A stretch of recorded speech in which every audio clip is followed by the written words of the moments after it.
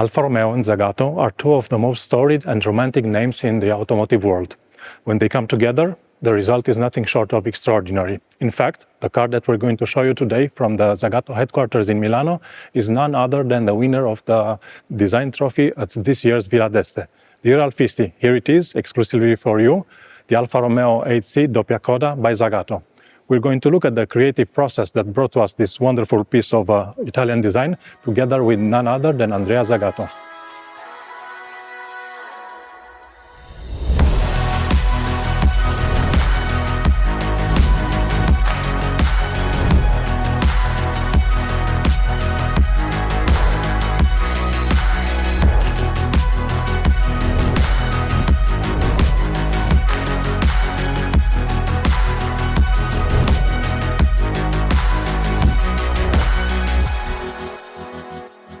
How did the idea of the AC DoppiaCoda came about? Was it a Zagato project or was it the client's request? No, it was originally a missing link. We haven't worked on the Auto C for a number of reasons. One reason was that we participated to the making of the Auto C together with Centro Stile of Varese, that was 1 kilometer from here. And so Wolfgang Egger and all the Alfa team was working here. All the mathematical model has been developed here. All the physical model were milli-machine and finalized here, together with them. And by participating to the original Auto C, we didn't felt the need to do immediately a Zagato version of that car. But in a way, it's a continuation, since you were involved in the original product, right? In a way, it's a continuation. So we participate, we had our own idea, we share the DNA, because as Wolfgang Egger declared, the Auto C was inspired by the TZ. Immediately after, we ourselves produced a TZ with an Auto C engine, and we introduced the TZ-free Corsa at Villa d'Este, and we won the best concept. But after the Corsa, we wanted to do a Stradale, and the idea was maybe we should work on the Auto C, or maybe we should work, at that time, Marchionne announced that Fiat was not anymore in a situation of bankruptcy, but on the contrary, they were partnership with Chrysler, and he announced the Chrysler Viper. So that was the right moment to present the TZ3. And then I believe it was at that time the idea moved to why don't we work on a platform of Chrysler, the Viper, yes, that allow us to do the TZ3 Stradale, and this will be the emblem and the beginning of the new era of Fiat Chrysler. Okay. So we abandoned a little bit the idea to work on our own Auto C. Yes. Last time we were here, or your last project, was the Giulia, the beautiful Giulia. And that Giulia, in a way, continues the 6C legacy with a V6 engine, naturally. Yeah. This one, obviously, being an 8C, continues the 8C lineage. This from Alfa Romeo point. Yes. They have the lineage of 8C and the lineage of 6C, 8C. Yes. In the 60, we after the Giulia and the Giulietta, we separate the language of design from TZ to in comparison with SZ. Right. The SZ 2.5 was more a street legal car, and the front was the language of the front was developed with square lights, while the TZ has round oval lights in the front, and the car was more a racing car than a street legal one. So we split. More recently, the idea of the front with square lights has been also promoted by the SZ 1990. And Tonale, they declare, Alfa Romeo declared they pay a tribute to the front of the Zagato Sprint. Yeah. So that was the language of design. And so with the short wheelbase, we practically continue the idea of having a certain type of language of design on SZ. On TZ, we keep the language of oval round lights, Yes. and so we decide that the Otto C could be the perfect donor for us. Always in this line, yeah? Already in this line. Okay. Objectively, the original 8C from Centro Stile is a beautiful car. Everybody knows that and acknowledges that. How do you balance the respect for such a beautiful car and your own need to show the Zagato creativity, to show your design clues and your signature, your ideas? Well, it's obviously much easier to work on a donor car that is not considered one of the best or the most beautiful car around. It happens to us when we work with Bentley.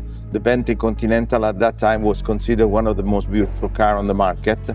And so, of course, it's more challenging. Yes. So you have to be careful and a little bit conservative. You don't have to change too much. So you have to keep as much as possible some of the key elements of the original donor car. We did it on the Bentley and we did it also on the Otto C. On top of it, being the Otto C, something we already share with the Centro Stile because we collaborate to do the car. It was a good starting point already. A fantastic starting point. All the mathematical model was already in the archive and all the story was already here.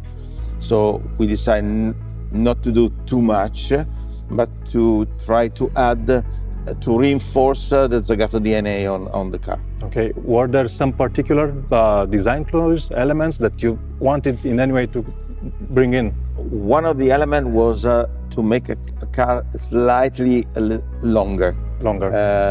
In italiano l'idea è di farla più distesa, more elongated.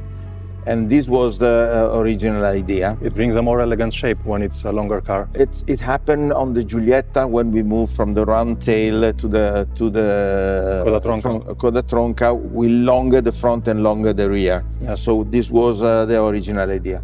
And then we thought and we think a longer car would be more aerodynamic for some reason.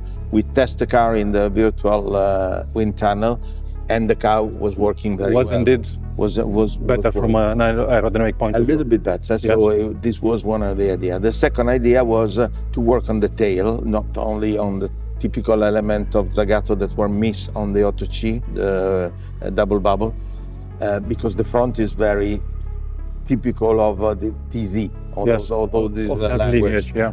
So we work on the tail, and the idea was to enhance the possibility to have a double tail. Because originally there was a round and truncated tail. In this case, we never experienced. Yeah, 2-in-1.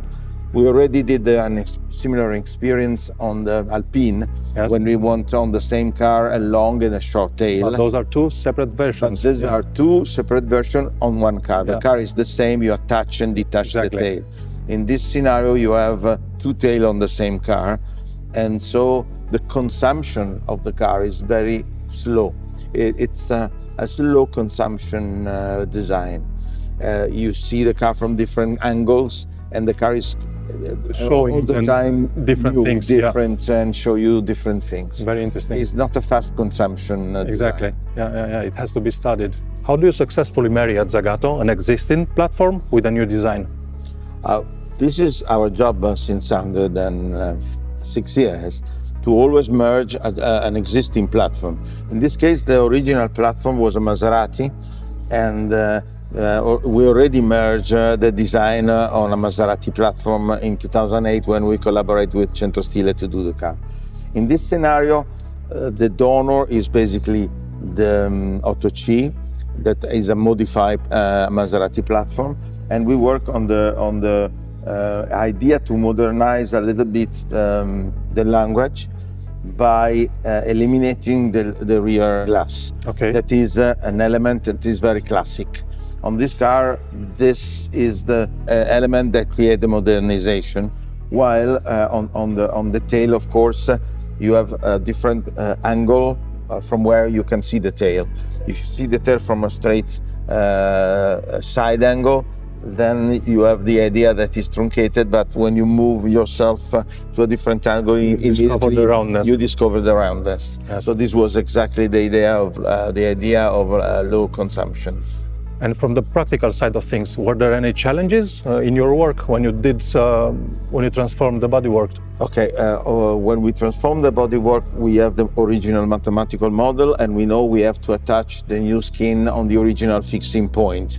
We already know where the fixing point were because we participate to the original project, so we have the original mathematical model, and we try to keep as much as possible the volume as they were. Everything that looks different, it's a kind of subliminal message because we didn't enlarge the car, we only elongated a little bit the volume. Yes, you are indeed in the fortunate position to having participated in the original product. So it was relatively straightforward to evaluate the project. So we know the original car very well. Yeah, that's good. Yeah, and that's why the result is good looking. Thank you. That was the purpose. Yes. Of course, what we didn't know was how the double tail works in the wind tunnel. Okay. This is something you discover after you have designed the car and then... just putting it to work, basically. Yeah, exactly. Because there's so much things you can do virtually, but in the end, it's still the end product that will give you the result. Have you done a good work or less? Yes. How was the collaboration with the client? Were you given free hand, or did he put his ideas in? No, the client is the best clients you can obtain. He gave us free hand. Free hand. It's like if somebody is coming to your restaurant because he likes the food that you are cooking, but he doesn't enter the kitchen. He doesn't want to enter the kitchen and talk to the chef. He just sits and appreciates what the restaurant is gonna prepare for him. So he likes the Zagato approach. He likes what we have done in the past, and he gave us completely free hands on the car. On the opposite side, this project was somehow in a different way already introduced to Alfa Romeo when Alfa Romeo was managed by the Centro Stile, by Altavilla, so we have to represent the project to the new generation of manager and the new generation of the designer, showing how we evolve the idea from the original one. Okay, so you also collaborated with Alfa Romeo in releasing this car. We always collaborate with them on every project. What is different is sometimes our DNA is stronger, sometimes their DNA is stronger, sometimes we use more their DNA and sometimes we use more our DNA. And how would you say in this car? Was it 50-50? No, this is more Zagato DNA. More Zagato. In the short wheelbase, we reinforce the Alfa Romeo DNA, especially because we use the front of the Tonale. Exactly. Because the Tonale was inspired by the SZ, so we use the front light of the Tonale, and we introduced together with Alejandro Mesonero the idea of the real light that was anticipating the real light of the Junior. Coming to talk about the design and how the world perceives it, you got the supreme proof that it's a good design by winning the Villa Design Trophy. What does that mean to you? Of course, it's not the first time, but still, it's always a good acknowledgement. It was a perfect tempest because the winner of the Concours of Elegance overall 2025 was an Alfa Romeo P3 Scuderia Ferrari that was done by my grandfather. Yes. And this car, was the winner of the concept car. So the nephew was winning the prize for the concept car. So the combination of the two was something I believe unique. Could never happen, even if you project it. Exactly. It will never happen. 8-cylinder Two 8-cylinder Alfa Romeo, red, one made by my grandfather, one made by us. Great stuff. Great stuff. Yeah. This is the Zagato of today. What can you tell us about the Zagatos of tomorrow? We keep our vision, that is a romantic vision of the automotive. We don't want to change that. And we want to keep alive the legend of coach building. You have to imagine that coach building, it's much older than automotive itself. It has been an art that started 500 years ago on horse coaches. And then the automotive has been invented more than 100 years ago, but they simply substitute the horse with an endothermic engine. But coach builder was still there. doing the body of the car. This legend of coach building is something we would like to keep alive, and this is possible thanks to the collaboration with all the automotive brands that allow you to rebadge the car with the original brand. So this is an Alfa Romeo, as this is a Iso Rivolta, or that is an Aston Martin. So the coach builder need the collaboration with the original. Needs the starting base. Need the starting base and the collaboration with the badge, with the bonnet badge. So you're saying that in a way, future Zagato projects, if we're keeping into our Alfa Romeo world, depends on Alfa Romeo itself. They depend on Aston Martin, Alfa Romeo, or Iso Rivolta, or all the 45 brands we collaborate with in our first 106 years. We're very thankful to all these brands because they allow us to work on with them together. We consider this type of work a teamwork. That is the best way to obtain the result. The teamwork is where you share your DNA, and the manufacturer is using his DNA, and we're using our DNA, and we blend the two in order to create a stronger DNA. So this is exactly what we do since more than 100 years. So the ball is in their field now. Let's say that they'll give you the technical basis to bring out other beautiful designs. They do like they've done until today. Yes. For us, it's fine. So this is exactly the best possible achievement to keep the legend of Coach Builder alive. Yourself, as an independent coach builder, are collaborating with different brands, of course. But to my heart, or to our hearts, as Alfistis, the most important is the collaboration with Alfa Romeo. I believe Alfa Romeo was the most important collaboration in our first 50 years. While Aston Martin has become the most important collaboration in our second 50 years. But all the collaborations started at the very beginning of the history of the brand, because coach builders are older than automotive brands. So when Romeo bought Alfa and transformed Alfa into Alfa Romeo, it was 1919, and that was the date of foundation of Zagato. So the moment Alfa became Alfa Romeo, we started being Zagato, the company Zagato. And the collaboration started practically immediately, and the first remarkable collaboration was on Alfa Romeo G1, where we did probably the first racing Alfa Romeo in history. And then, as you know, we practically made one Zagato model for each Alfa Romeo model for 100 years. So this car, it's arrived after 105 years of collaboration with Alfa Romeo, non-interrupted by anything except the wars. Yeah, that's great. The car in its whole looks unitary and looks good. I have to say it again, and I keep saying it. But are there any particular details that you're proud or happy how your designers managed to integrate?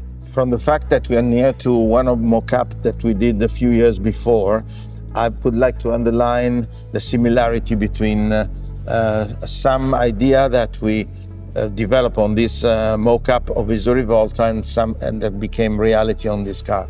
Especially the treatment of the greenhouse. These rear parts of the greenhouse is treated in a way that we were able to transfer to the Autoci. And this idea and this car represents for the first time something that was started to be developed a few years before on this mock-up. So this is when I was talking about the modernization of the Autoci. The modernization comes from this study. Because you eliminated the back window, and there is a continuation of the double bubble on the rear part. Yes, on the rear parts, and there is this line that follows very high in the back. It's very good looking, very voluptuous. That is something that you're not used to see on True. contemporary cars.